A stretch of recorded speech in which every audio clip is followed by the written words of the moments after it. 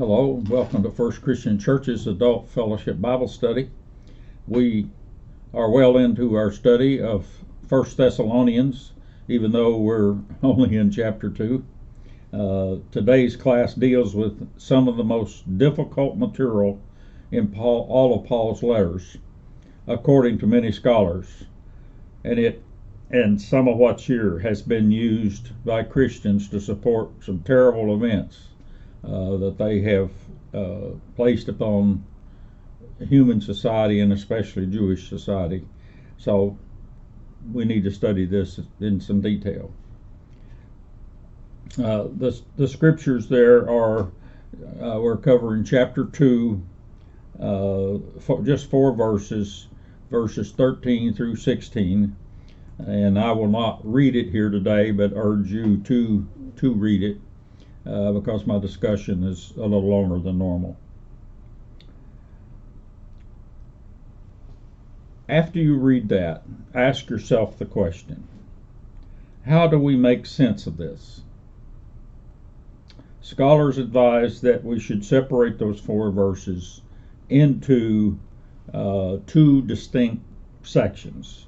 Verse 13, which is essentially a Thanksgiving related item, Thanksgiving for these Thessalonian people, and then 14 through 16 is aimed at the exclusivity of the Jewish religion relative to other peoples, especially relative to that their concept of salvation is only through being a Jew, converting to a Jew racially, essentially.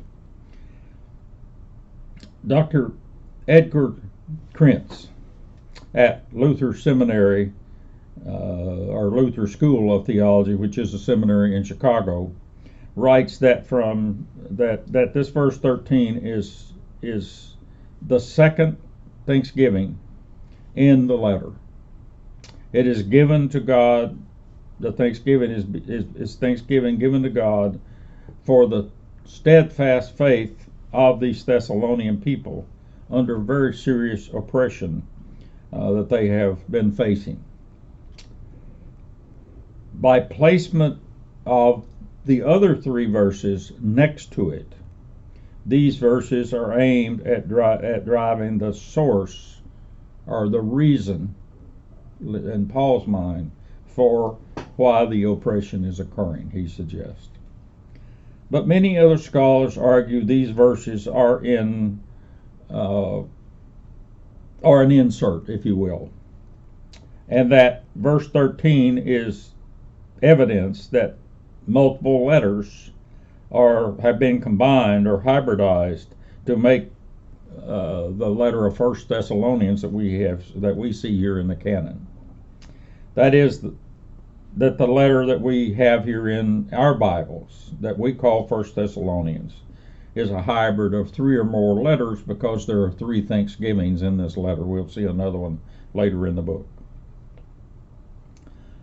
However, most Thessalonian scholars and Pauline scholars reject this hypothesis. For example, Dr. Charles Wanamaker, one of the major theologians we're using for our study of Thessalonians, as do many others, argue strongly against this hybrid letter concept. They conclude these verses are both authentic in placement and that they are written by the same person who wrote the rest of the letter, which all evidence points to being Paul, regardless of how bitter the message that is there seems to be.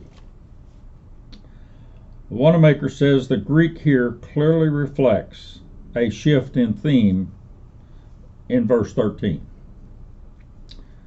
He renders it in English this way. He says, in midstream, renders it this way, and I quote, "And for this reason we constantly are in thanks to God." In other words, to show that there is a shift. to show that the rest of it is support. Furthermore, he and others argue this is not a second routine Thanksgiving, sort of like the first one was, back there in verse 1, but rather it is the start of a renewed Thanksgiving that he intends his hearers and readers, that he intends specifically for the hearers and readers of this letter. And it has to do with their talents, what they have done. And what follows it is 3 verses that are reason or defense for why he gives the thanksgiving. Others would add that the Greek here could refer to either what precedes the thanksgiving, what follows the thanksgiving, or is in fact related to the general theme, or all of this. Thus, others suggest Paul here is essentially offering another or even a greater reason why his team is so thankful to God on behalf of these Thessalonians. That greater reason is the Thessalonians had unceasing faith that the message Paul and Silas and Timothy were preaching was accepted by them as a message from God and not just a bunch of human words. Moreover, they did it in the face of stiff opposition and suffering from coming from their neighbors and colleagues, and that was not unlike what the Judean Christians have experienced in trying to establish Christianity in the middle of the Jewish culture. And to that effect, he sees these people, and uses the word that gets translated, imitating the Judeo-Christians. Why would Paul go there? Some ask. Scholars suggest this because that oppression is serious, persistent, and should be expected by converts in such a society, in such especially missionary fields. And that it's important to understand as they try, because Paul expected all of his churches to become essentially missionaries in their own right, in their own area, and that he located small pockets of Christianity, then the anticipation was they would spread out from there. And so therefore, this is the beginning, so to speak, of the missionary field to Europe.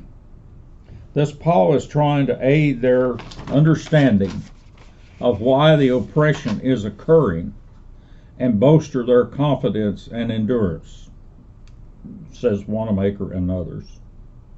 He is trying to put the opposition in the proper perspective, or the oppression, I should say, in proper perspective for them as they see it, because they will encounter it as they try to spread the gospel elsewhere, or to more neighbors.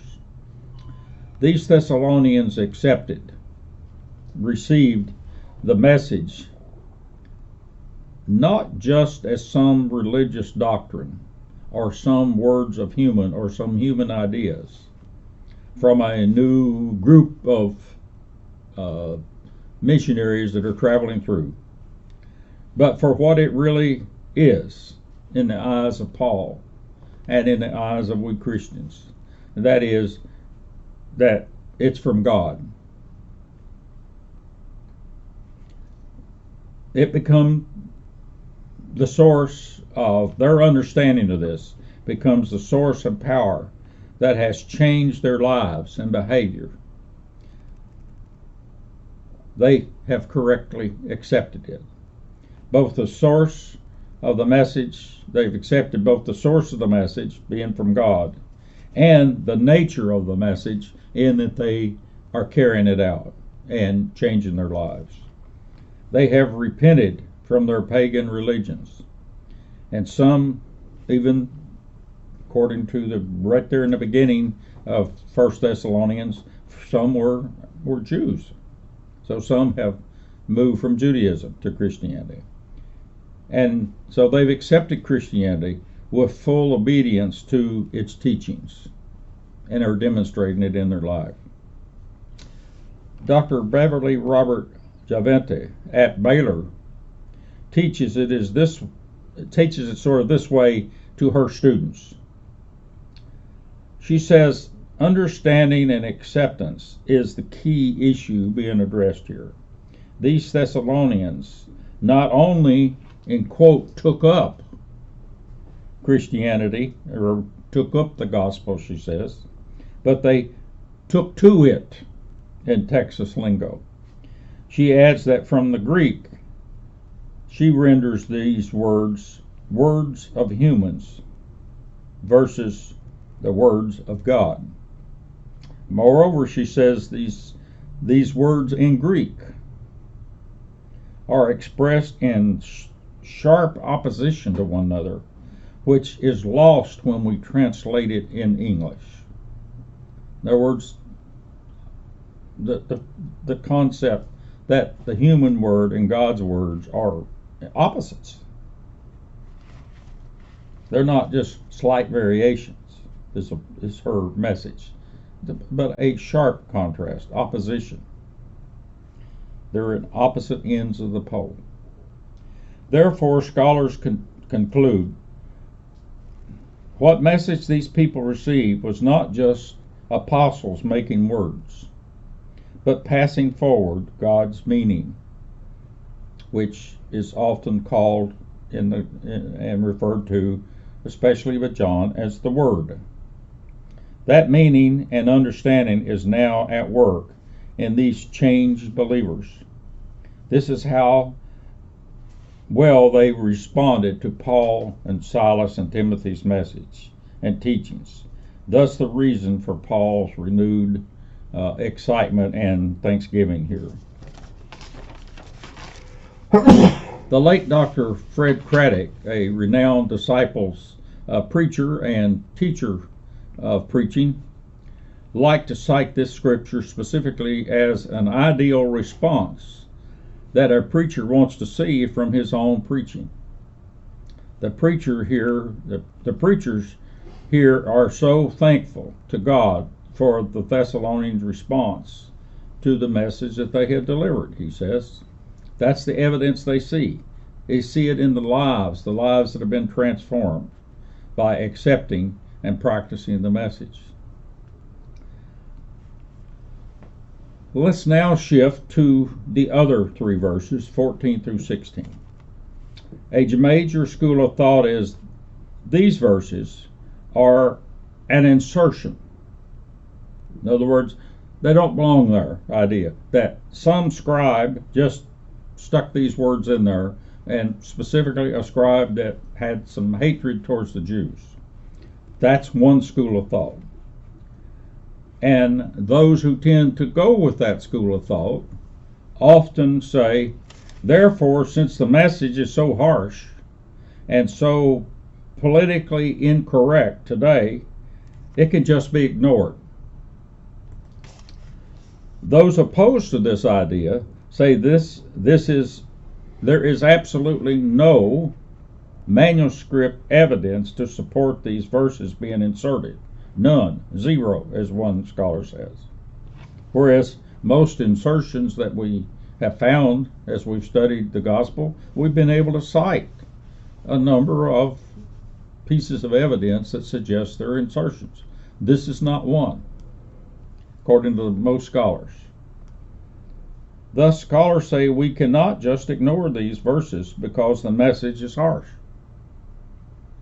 We must accept it as a genuine Paul item and try to come to understand it in the context and setting that Paul intended it. The body of the Thessalonian scholars argue with and support this latter idea. We've got to deal with it. It's real. We also need to realize these very verses have been historically used to support Christian oppression and hatred of Jews. Most scholars argue strongly against interpreting these verses this way, but equally warn that if you only make a cursory read of it, you can very easily end up there. Instead, we need to carefully study this, think about it in context, and do considerable pondering of it in order to get to the message that they believe Paul intended. And so here are some of the ideas that they present to us, as the scholars present, as a way of looking at it. And I'll start first with Dr. Gene Green, who is a Thessalonian scholar. He comes from a very evangelical background and has mostly been at such institutions. And he hits it pretty hard right at the start by saying that this is very negative towards the Jews.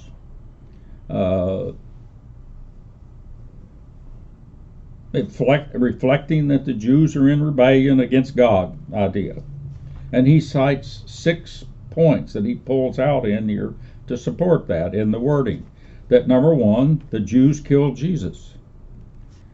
In other words, that this is what he's pulling right out of the words that are there. So, 2, that Jesus persecuted and killed that the Jews persecuted and killed their own prophets. 3, Jews opposed the gospel's plan for salvation and drove Christian apostles out. 4, the Jewish religious moral code was to please and obey God, yet in practice their actions have long displeased God. Much of the story of the Old Testament. 5, Jews are against humanity as a whole due to their exclusive belief that God's plan of salvation was confined to them only. And 6, Jews were hostile towards all men who tried to go to the Gentiles and preach the New Testament gospel or any alternative gospel, especially if it was related to their God. So how do we make sense of such if these are the points that can be pointed out in the script? First, scholars say to understand at the very time of this writing of Paul, zealot Jewish action was extremely strong in Judea and elsewhere. And there was considerable suffering of Jews at large because of what the zealots were doing within the system. This was the time of Claudius as the Roman emperor. And during Passover season of 49 AD, which is about the date of this writing, they think, Claudius ordered thousands of Jews at the feast to be massacred, although his target was the zealots. He also ordered all Jews expulsions from Rome, as we pick up clues to elsewhere in Paul's writings and Acts. The zealots thus created problems for all Jews, not just for themselves. Dr. Abraham Smith, who teaches at Southern Methodist University, points it out this way. He says, a major fault occurs by assuming that Paul means here all Jews when he uses the wording Jew. And he says, I don't think he does mean all Jews. Paul is not directing his comments against all Jews, is the critical point of understanding, he says, just because he uses the word Jews. He says, note, for example, he does not single out himself, and Paul was a Jew, or the prophets as doing their deeds, as doing these deeds, and they were Jews or Israelites by race. Paul is still a Jew, even though he's an apostle, but he has repented and converted. No, he is intending for it to mean those Jews that did the deeds against God's message and messengers, and the Christian movement.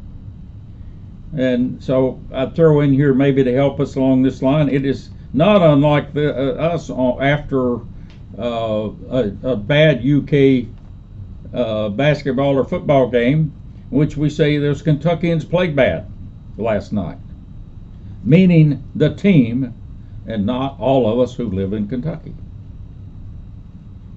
Moreover, Dr. Smith points out that Paul normally attributes Jesus' death to Jesus' own self-sacrifice as a suffering servant of God.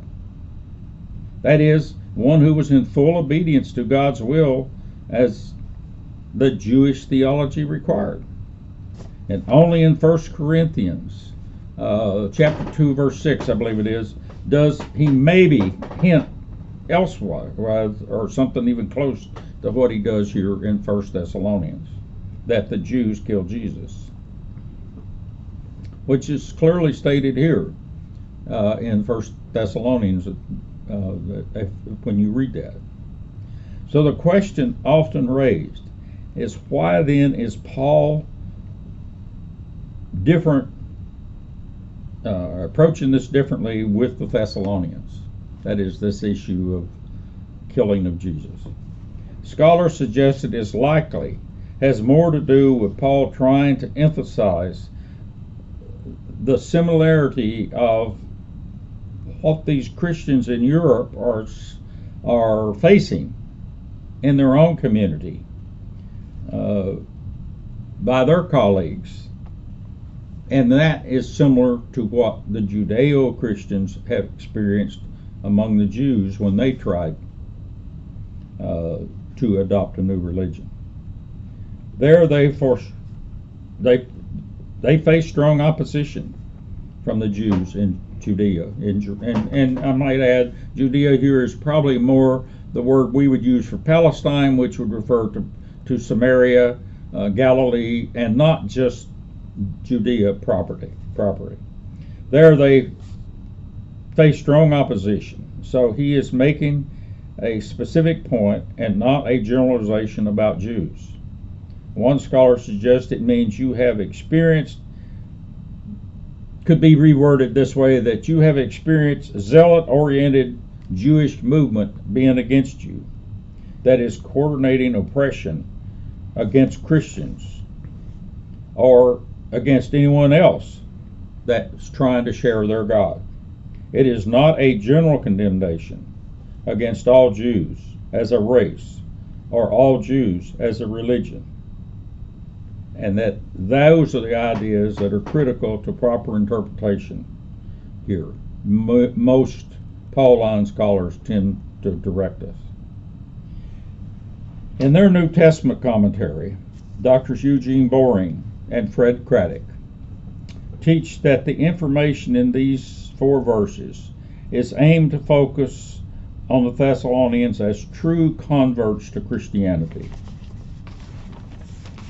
The suffering they faced went with and goes with conversion at that time.